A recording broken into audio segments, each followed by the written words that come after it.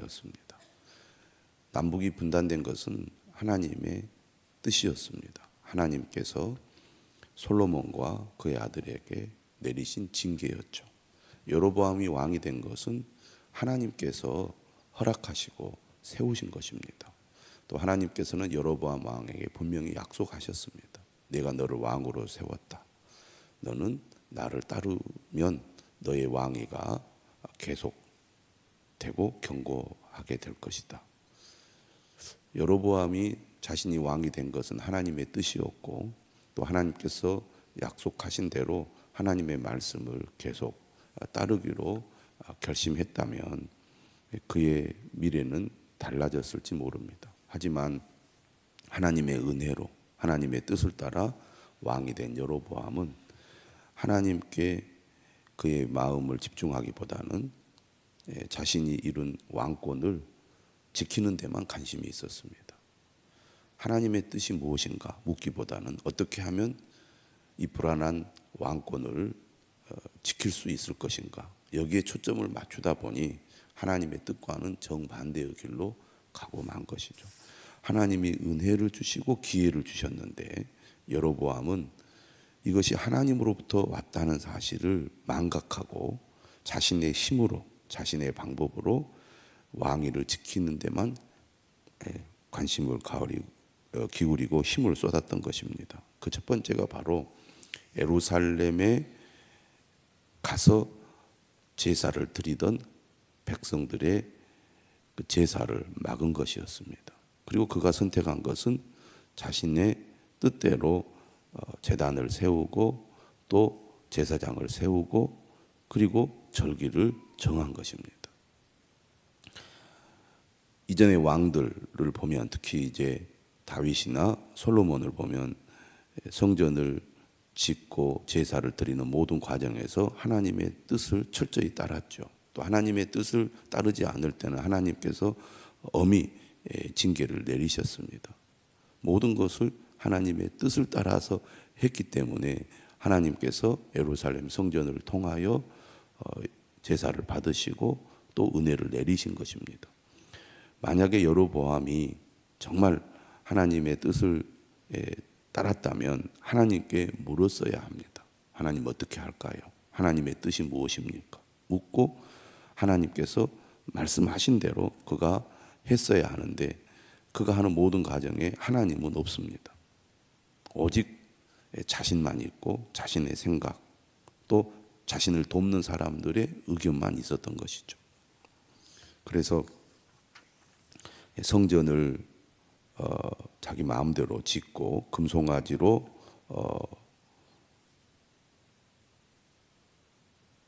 하나님 형상을 만들어서 우상을 숭배했던 것입니다.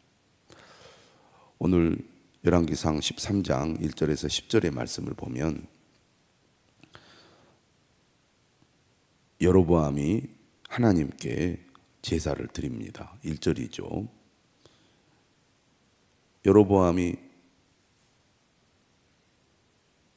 하나님께 제사를 드릴 때 누가 그를 찾아옵니까? 하나님의 사람이 찾아오죠. 유다에서부터 베델에 이르게 됩니다. 그 당시만 하더라도 북과 남의 왕래가 어느 정도 자유로웠던 것 같습니다. 그가 이렇게 외치죠. 제단 곁에서 분향하는 여로보암을 보고 하나님의 사람이 제단을 향하여 외칩니다. 제단아 제단아 여호와께서 이와 같이 말씀하시기를 다윗의 집에 요시아라 이름하는 아들을 낳으리니 그가 내 위에 분향하는 산당 제사장을 내 위에 제물로 바칠 것이요 또 사람의 뼈를 내 위에서 사르리라 하셨느니라. 하나님의 사람의 역할은 하나님의 말씀을 전하는 것이죠. 그는 두려워하지 않고 하나님의 말씀을 증거합니다. 불법으로, 다시 말하면 하나님의 뜻을 어기고 베델에 제단을 세우고 그 제단에 제사를 드리는 여로보암을 향하여 외치는 것입니다. 이 제단에 제사를 드리는 제사장을 하나님께서 심판하시겠다는 거죠. 그러면서 하시는 얘기가 요시야라는 왕 이름을 여기서 거론을 합니다. 매일 성경에 나와 있죠. 이 예언이 선포된 이후 약 300년이 지났을 때 요시야가 종교개혁을 단행하는데 이때 이미 멸망한 북이스라엘까지 찾아가서 베델의 제단을 회파한다는 것입니다. 그러니까 하나님께서 예언한 대로 이 베델의 제단을 부숴버리는 거죠. 하나님의 뜻이 아닌 자신들의 뜻대로 제단을 세우고 제사를 드린 이 베델의 제단을 하나님께서 부수시겠다는 겁니다. 그러니까 여로보암이 세운 이 베델의 제단은 하나님의 뜻이 아니라는 얘기입니다. 결코 그렇게 해서는 안 된다는 거죠. 그러면 지금 이 하나님의 사람이 여로보암이 제사를 드리는 그 제단을 향하여 하나님께서 미래에 이 제단을 파괴시키는데 그 파괴시키겠다는 하나님의 그 뜻을 어떻게 알 수 있느냐? 징조를 보여주신다는 겁니다. 그 징조가 뭡니까? 3절에 나오죠. 이는 여호와께서 말씀하신 징조라. 제단이 갈라지며 그 위에 있는 재가 쏟아지리라. 미래에 이 제단이 파괴되고 사라질 텐데 그 징조로 제단이 갈라질 것이다. 그리고 그 위에 있는 재가 쏟아질 것이다. 이렇게 예언을 한 겁니다. 그 말을 들은 여로보암 왕이 제단에서 손을 펴면서 이렇게 큰 소리를 지른 거죠. 그를 잡으라. 자신이 지금 정성을 다해서 베델에서 지금 제사를 드립니다. 북이스라엘의 왕으로서 백성들을 대표하여 하나님께 제사를 드리는데 남유다에서 이상한 사람이 와가지고 이 제단은 가짜다. 하나님이 반드시 이 제단을 없애버릴 것이다. 이 제단에서 제사를 드리는 제사장을 하나님께서 심판하실 거다. 사람의 뼈를 그 위에 사를 것이다. 이렇게 저주를 하니까 왕이 얼마나 화가 났겠습니까? 그래서 손짓을 하면서 저 사람을 잡아라 이렇게 한 거죠.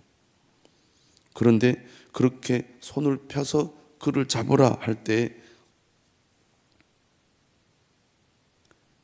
여로보암의 손이 굳어져 버린 겁니다. 굳어져서 뭐라고 되어 있습니까? 그를 향하여 편 손이 말라 다시 거두지 못하며 이렇게 되어 있습니다. 그래서 여로보암이 큰 소리를 질렀지만 오히려 그 손은 굳어져 버리고 하나님의 사람이 예언한 대로 징조가 나타났는데 진짜로 제단이 갈라지고 재가 제단에서 쏟아져 버렸습니다. 이것은 뭘 보여줍니까? 하나님의 사람이 외친 말이 그저 한 말이 아니라 하나님께서 하신 말씀이라는 것이 증명이 된 것이죠. 그거를 누가 알게 됩니까? 여로보암도 알게 됩니다. 아, 저 사람은 정말 하나님이 보낸 사람이고 저 사람이 한 말은 곧 하나님이 하신 말씀이구나.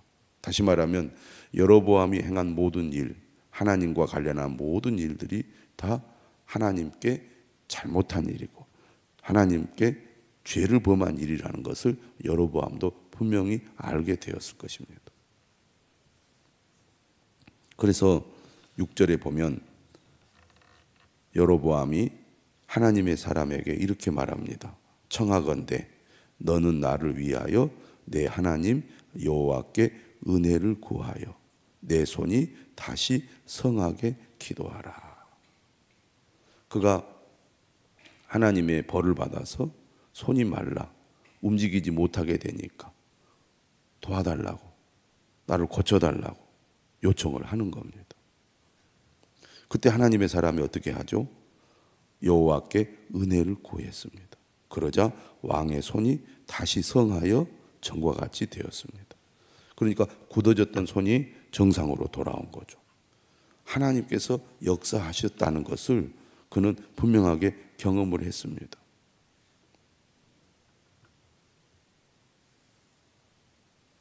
그런데요, 그 다음이 중요합니다.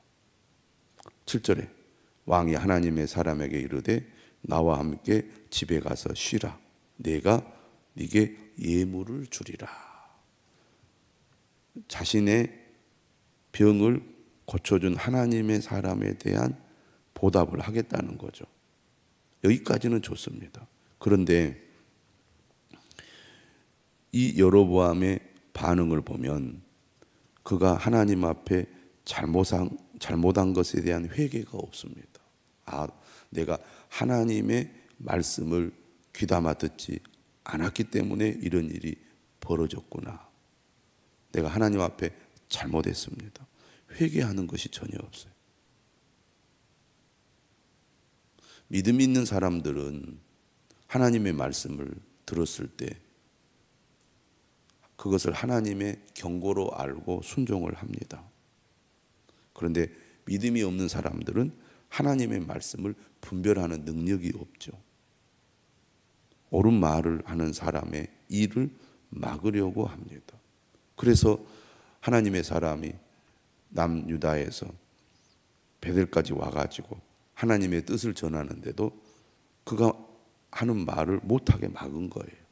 저놈을 잡아라. 감히 지금 이 자리가 어디라고. 내가 하나님께 제사를 드리는데 그것을 못하게. 그런데 하나님의 사람을 통하여 하나님의 말씀이 이루어지는 것을 여로보암은 직접 경험을 했잖아요. 그의 손이 굳어져 있다가 그 손이 낫는 것까지를 그는 경험을 한 겁니다. 그러면 충분히 그 순간 그가 깨달았어야 맞습니다. 아, 저 사람이 하나님의 사람이고 저 사람이 전하는 말이 하나님의 말씀이구나. 그리고 저 사람에게 요청하여 그가 병을 고침받았을 때 하나님, 내가 잘못했습니다. 하나님의 뜻을 따르지 않고 내 마음대로 했기 때문에 이런 일이 벌어졌습니다. 하나님, 회개합니다 하고 자신의 잘못을 뉘우쳐야 되는데 그는 단순히 자신의 병을 고쳐준 그 사람에게만 보답하려고 하는 거예요. 회개는 하나님께 해야 되고 감사는 하나님께 해야 됩니다. 물론 그 사람에게 고마움을 표시할 수 있겠죠. 그러나 내가 이렇게 하나님 앞에 범죄했음에도 불구하고 내가 고쳐달라고 요청했을 때 하나님이 고쳐주신 겁니다. 하나님 감사합니다. 이렇게 해야 되는데 이 여로보암은 하나님을 찾지 않고 있습니다. 하나님을 찾으려는 노력을 하지 않고 있어요. 그러면 그가 진정으로 무엇을 위하여 제사를 드렸습니까? 무엇을 위하여 하나님을 찾았습니까? 여로보암의 제사는 하나님을 위한 제사가 아니었다는 겁니다. 오직 권력을 강화하기 위한 종교적인 행위에 불과했다는 거죠. 분명히 하나님의 뜻이 전해지고 그 뜻을 알게 되었을 때 자신의 고집, 자신의 방식, 자신의 생각을 내려놓고 온전히 하나님의 뜻을 쫓아야 하는데 여로보암은 그러지 않았습니다. 예배는 하나님이 원하시는 방식으로 하나님의 마음에 합당하게 드려야 하나님이 기쁘시게 받습니다. 우리는 내 방식으로 어떤 일을 행한 후에 하나님, 내가 이렇게 열심히 했습니다. 하나님 받아주십시오. 이렇게 할 때가 많은데 믿음의 삶이란 하나님의 뜻을 따라 하나님의 방식으로 해야 합니다. 우리가 신앙생활을 시작할 때부터 그런 자세로 해야 되는 거죠. 어떻게 하는 것이 하나님이 기뻐하시는 방식인가? 하나님의 뜻이 무엇인가? 예배생활, 또 신앙생활, 말씀생활 모두가 다 마찬가지라고 하겠습니다. 하나님이 원하시는 방식으로 하나님의 마음에 합당하게 해야 된다는 겁니다. 하나님의 사람이 왕의 요청에 이렇게 대답을 하죠. 8절입니다.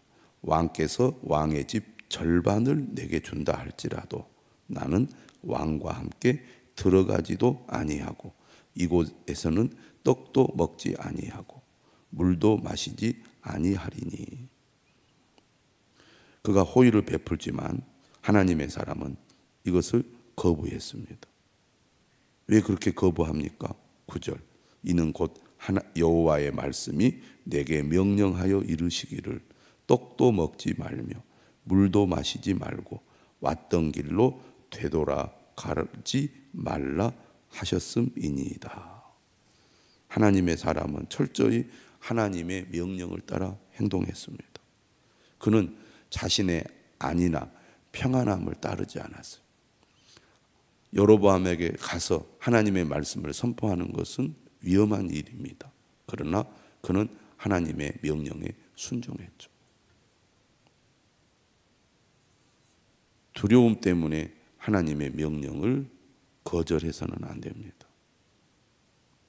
또 두 번째, 여로보암이 그에게 호의를 베풀겠다고 할 때 하나님의 사람은 그것 또한 거부했습니다. 왜? 하나님께서 그렇게 하지 말라고 하셨기 때문입니다. 여로보암의 호의를 받는다는 것은 그가 훨씬 더 그 자신에게는 좋은 일이죠. 그러나 자신의 어떤 안위나 평안함이나 자신에게 주는 어떤 혜택을 거부한 이유는 하나님께서 여로보암을 인정하지 않고 있기 때문입니다. 하나님이 명령하면 그것이 아무리 내게 유익이 되고 좋은 것이라 할지라도 거절하는 것이 믿음의 사람의 길이죠. 우리는 인간적인 생각으로 저렇게 하면은 내게 도움이 되겠다, 유익이 되겠다 하면은 그 길을 택할 때가 많은데요. 그것이 아무리 좋아도 하나님의 뜻이 아니면 거절해야 합니다.